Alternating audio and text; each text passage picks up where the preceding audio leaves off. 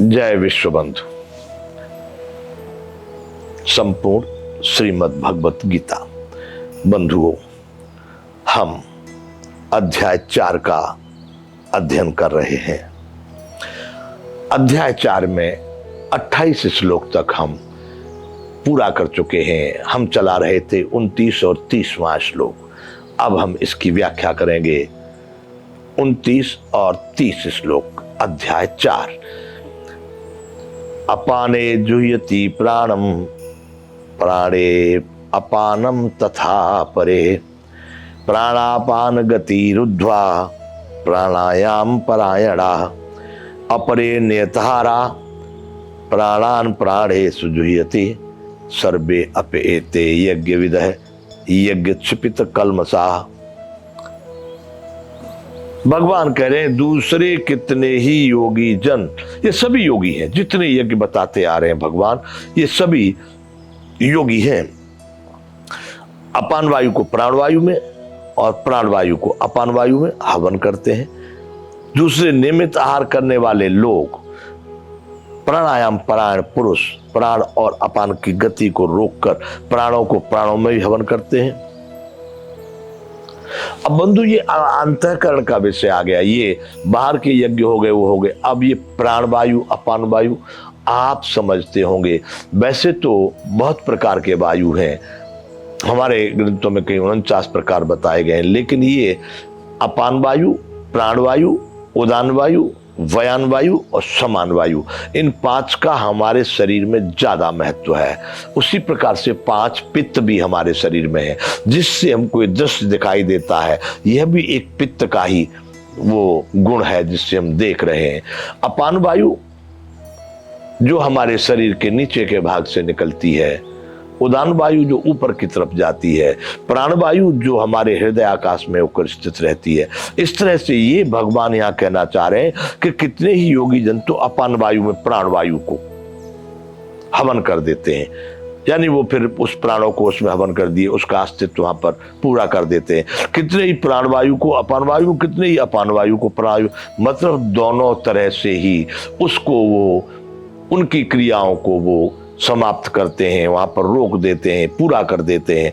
कितने ही नियमित आहार जो उन्होंने आहार का नियम बनाया है, कितना लेना है उसको उतने में लेकर के ही प्राणायाम परायण पुरुष, जो प्राणों पर नियंत्रण जिन्होंने कर रखा है या जो लोग करते हैं, यम का मतलब आप जहां भी समझ लेना नियंत्रण है।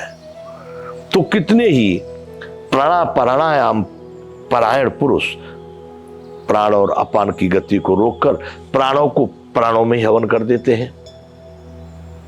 अब ये बहुत विचित्र कठिन विषय है कि जिन लोगों ने इसका चिंतन नहीं किया, जो लोग, अब वो कैसे समझेंगे कि प्राणों में प्राणों को कैसे हवन किया जाए।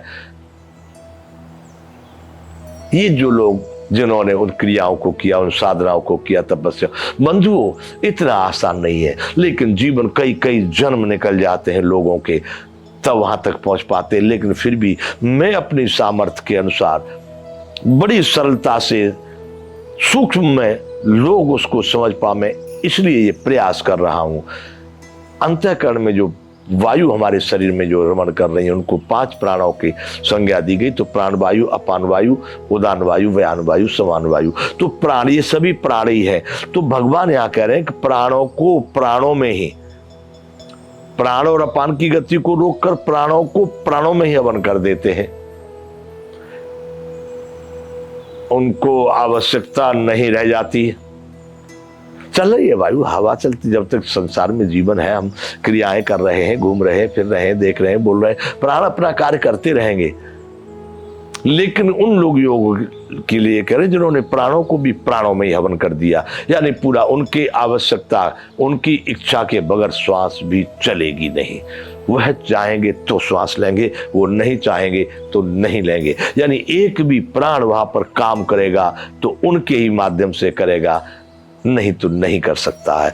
इसलिए भगवान कह रहे हैं कि कितने ही योगी जन प्राणों को प्राणों में ही हवन कर देते हैं। ये सभी साधक, अब देखिए यहां शब्द आ गया साधक, अर्थात ये सभी जितने कर रहे हैं, इन सब क्रियाओं का नाम है साधना। ये जो कुछ प्रयास किया जा रहा है इसी का नाम है साधना। जो किसी भी प्रकार इन क्रियाओं में लगा है, इन कर्मों में लगा है, एक चित्त होकर के इन कार्यों में इस समझ में लगा है, वह है साधक, वह साधना कर रहा है।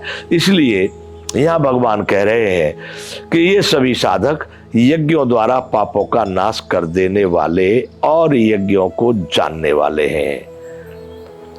ऐसी प्रकार की कर्म क्रिया जो परमात्मा की ओर ले जा रही है, प्रकृति, प्राणी और राष्ट्र धर्म का उत्थान करने वाली है, वह हर क्रिया, हर कर्म यज्ञ है। तो भगवान कह रहे हैं कि वो लोग, जो लोग इस प्रकार के कर्म करेंगे, तो बताओ पाप नष्ट हो जाएंगे कि नहीं? पाप का मतलब है इस जीवित अवस्था में अनेक प्रकार की धुंध और दुर्गति को प्राप्त होना। पुण्य का मतलब है परम आनंद को प्राप्त होते हुए आनंद की ओर ही दूसरे लोग भी उसको देख करके प्रेरित हो गए। तो भगवान कहना चाहते हैं कि वह सभी पापों का नाश कर डालने वाले हैं और यज्ञों के जानने वाले हैं।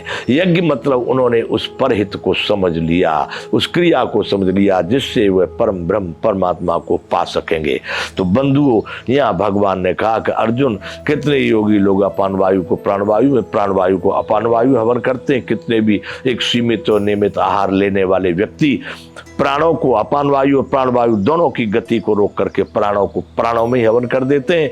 अतः इस प्रकार की क्रियाओं को समझने और जानने वाले ये सभी साधक, सभी योगी लोग अपने पापों को नष्ट करने वाले हैं और यज्ञों के जानने वाले हैं। बंधु, आप भी एकांत में कहीं जहां पर आपको कोई उद्वेग न पहुंचावे ऐसे स्थान में बैठकर 1 घड़ी, 2 घड़ी, 3 घड़ी, 4 घड़ी, मैं घड़ी बोल रहा हूं, ये हमारी पुरातन भारत की भाषा है। यहां घंटे होते हैं 24, हमारे यहां घड़ी होती है 16। 8 दिन की और 8 रात की, तो 1.5 घंटे का एक घड़ी। तो भगवान का चिंतन के लिए एक घड़ी तो निकालो और उसमें सब में ब्रह्म देखते हुए सभी राग द्वेषों से मुक्त होकर के मैं और मेरा यानी अहमता और ममता से अलग होकर के बैठो। फिर इस यज्ञ का चिंतन करो। यज्ञ है कि परमात्मा की प्राप्ति के लिए या प्रकृति, प्राणी और धर्म के लिए की जाने वाली जो भी परोपकारिक तुम्हारी जो कर्म क्रिया है वो सभी यज्ञ हैं और इन यज्ञों से आप पाप का नाश कर सकते हैं और आप परमात्मा की ओर एक कदम चल सकते हैं। तो बंधुओं, यहाँ पर ये 29 और 30 अध्याय पूरा होता है। 29 और 30वां श्लोक पूरा होता है अध्याय 4 का। अब है अध्याय 4 का 31वां श्लोक। इसमें भगवान फिर यज्ञ के विषय में ही बात करते हैं और जो यज्ञ नहीं करना चाहते, जो यज्ञ को नहीं जानते, जिन्होंने यज्ञ का कभी प्रयास ही नहीं किया है, उनके विषय में भी भगवान यहाँ कुछ कह रहे हैं। तो यहाँ अध्याय 4 का श्लोक 31, यज्ञ शिष्टा मृतभुजो यान्ति ब्रह्म सनातनम नायम लोको अस्ति यज्ञस्य कुतो अन्यः कुरु सत्तम। हे अर्जुन, यज्ञ शिष्टा मृतभुज यान्ति ब्रह्म सनातनम न अयम लोक अस्ति। यह लोक भी नहीं है, न अयम लोक अस्ति, यह लोक भी नहीं है। अज्ञस्य कुतः अन्य कुरु सत्तम, तो दूसरा तो कहीं क्या ठिकाना बनेगा। भगवान कह रहे हे कुलश्रेष्ठ अर्जुन, यज्ञ से बचे हुए अमृत का अनुभव करने वाले योगी जन सनातन परम ब्रह्म परमात्मा को प्राप्त होते हैं। बंधु देख लो, यज्ञ से बचे हुए, अरे किसी ने जिस तरह का यज्ञ का अनुष्ठान किया है जीवन में, अरे उसके शरण में जो भी कुछ पल्ले पड़ गया ना, उसको प्राप्त करने वाले लोग भी परमात्मा को प्राप्त हो जाते हैं। और यज्ञ न करने वाले पुरुष के लिए तो यह लोक यानी मनुष्य लोक जहां पर अभी हम रह रहे हैं, यह भी सुखदायक नहीं है। फिर परलोक में तो कैसे सुख हो सकता है। यहां पर हम अभी विराम करेंगे। जय विश्व बंधु।